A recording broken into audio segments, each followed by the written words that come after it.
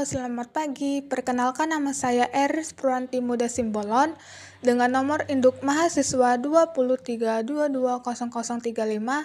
Saya dari Prodi Pendidikan IPS Universitas PGRI Selampari Lebuk Linggau. Di sini saya akan membahas tentang pengaruh agama dan kebudayaan Hindu-Buddha di Indonesia. Pengaruh agama dan kebudayaan Hindu-Buddha di Indonesia terbagi menjadi beberapa aspek. Aspek pertama yaitu aspek bahasa dan tulisan. Pengaruh terbesar dari kebudayaan India di Indonesia yaitu budaya aksara. Sebelum kebudayaan India masuk masyarakat kita, belum mengenal tradisi aksara, karena pada sampai saat ini tidak ditemukan bukti apapun tentang aksara lokal yang lebih tua daripada aksara yang datang dari India. Masuknya kebudayaan Hindu-Buddha mengantarkan masyarakat Nusantara ke masa budaya tulis atau masa aksara. Budaya dari India memperkenalkan huruf Pallawa dan juga bahasa Sanskerta dalam perkembangannya. Huruf Pallawa menjadi dasar dari huruf-huruf lain di Indonesia, seperti huruf Kawi, huruf Jawa kuno, Bali kuno, Lampung, Batam, dan Bugis Makassar. Bukti pertama dikenalnya tulisan di aksara adalah penemuan tulisan di atas 7 buah yupa yang ditulis pada abad ke-4 Masehi di wilayah Kutai, Kalimantan Timur. Jejak sejarah berupa tulisan dapat dilihat melalui prasasti-prasasti kitab dan manusia skrip atau monaska. Sementara bahasa Sanskerta memberikan banyak pengaruh terhadap perkembangan bahasa dan sastra di Indonesia. Terdapat banyak kosakata bahasa Indonesia yang berasal dari bahasa Sanskerta. Contohnya Pancasila, Asmara, Geria Negara, Praaksara Pustaka, dan lain-lain. Pada prasasti-prasasti yang ditemukan, terdapat unsur India dengan unsur kebudayaan Indonesia, misalnya ada prasasti huruf Nagari India dengan huruf Bali kuno Indonesia. Selanjutnya adalah aspek politik dan pemerintahan.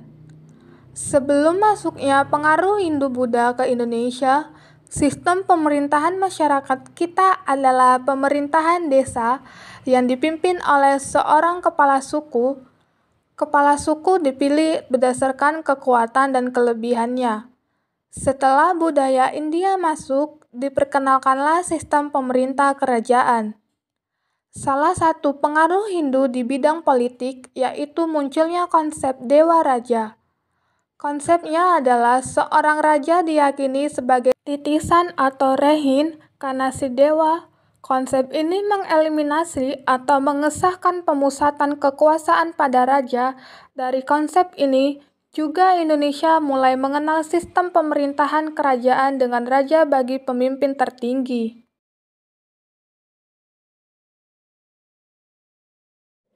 Selanjutnya adalah aspek agama dan sosial.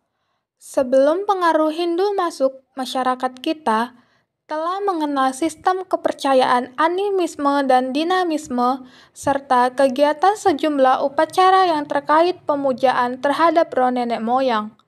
Masuknya pengaruh Hindu membuat masyarakat Indonesia mengenal dewa-dewi. Setiap dewa-dewi memiliki tempat dan perannya. Dalam kehidupan sosial, pengaruh kebudayaan Hindu yang nyata adalah dikenalnya sistem pelapisan sosial dalam masyarakat yang disebut sistem kasta. Meski demikian, sistem kasta yang berlaku di Indonesia tidak seketat di negeri asalnya, yaitu India. Sementara agama Buddha tidak mengenal kasta. Selanjutnya adalah aspek budaya dan tradisi.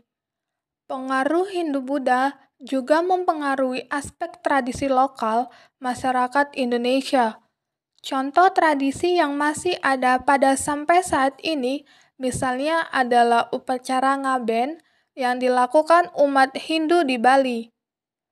Ngaben adalah ritual pembakaran jenazah Api yang membakar dipercaya sebagai penjelmaan Dewa Brahmana yang bisa membakar semua kekotoran yang melekat pada jasad dan roh orang yang telah meninggal. Abu dari pembakaran para jasad dimasukkan ke dalam buah kelapa untuk kemudian dilarung ke laut atau sungai yang dianggap suci. Selanjutnya adalah aspek arsitektur dan bangunan. Pengaruh masuknya kebudayaan Hindu-Buddha di Indonesia di bidang arsitektur bangunan adalah munculnya bangunan-bangunan berupa candi.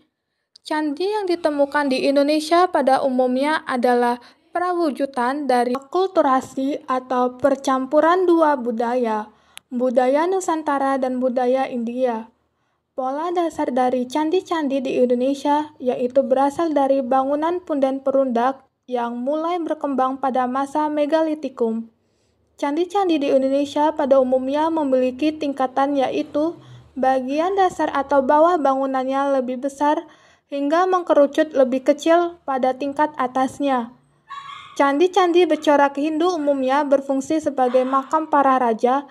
Abu jenazah para raja atau keluarga raja dimakamkan di candi, sementara candi Buddha berfungsi sebagai tempat ibadah.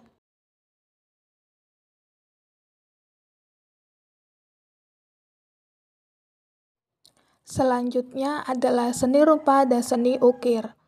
Masuknya pengaruh India juga membawa perkembangan dalam bidang seni rupa, seni pahat, dan seni ukir. Hal ini dapat dilihat pada relief atau seni ukir yang dipahatkan pada bagian dinding-dinding candi. Misalnya, relief yang dipahat dalam Candi Borobudur berupa pahatan riwayat Sang Buddha. Di sekitar Sang Buddha terdapat lingkungan alam Indonesia seperti rumah panggung dan burung merpati.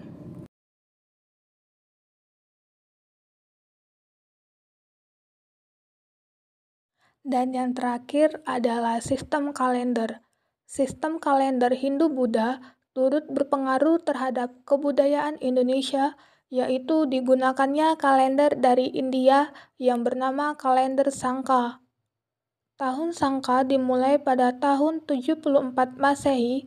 Penggunaan kalender Sangka ditemukan dalam prasasti berhuruf Pallawa dan bahasa Melayu kuno.